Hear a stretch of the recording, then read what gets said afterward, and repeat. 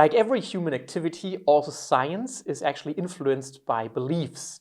So a scientist usually has certain conceptions about the world in his mind or in their mind.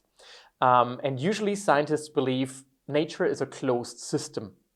So if I give a scientific answer, it must be an answer that can only involve natural causes. And of course, in general, that's a good approach because that's what science is looking at, reproducible events that can be explained by natural causes. But of course, if there is an active God who can actually interfere with the world, then there might be irregular supernatural phenomena that cannot be tested in the lab because we cannot put God in the lab. And these then are beyond the realm of science, at least beyond the criterion of reproducibility. But the problem is not that God can interfere, but that the scientific method simply cannot grasp these kinds of phenomena, irreproducible phenomena like miracles, for example. And then, of course, science is influenced by a lot of beliefs that actually come from a Judeo-Christian worldview. For example, in the creation account, it says that God created the heavens and the earth, which means matter is real and it's worth to actually have a look at them. They are not just illusions like in pantheistic worldviews, where they are just emanations of a deeper reality of a Godhead. So it's worth to look at them. And then God says it was very good. So even matter is good. A lot of Greek philosophers believed, oh, matter is just bad stuff. The real stuff is mind and spirit, and this is the good thing. And so you actually get impure if you discuss or look at matter.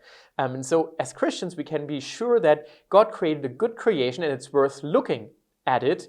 And then as we are made in the image of God, we can believe two things. First, we can believe that God, who is rational and has reason and applied reason to his creation, has actually put rational laws into creation.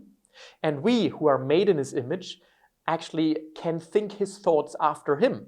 That's actually a belief that Johannes Kepler believed, and that drove him to work very hard during 6 years of his life to analyze the data of the planet Mars in order to find out. And after 6 hard-working years, he arrived there to find out the 3 Keplerian laws that describe the motion of a planet around the sun.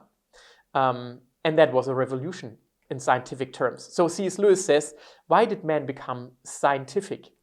Well, we became scientific because we expected law in nature.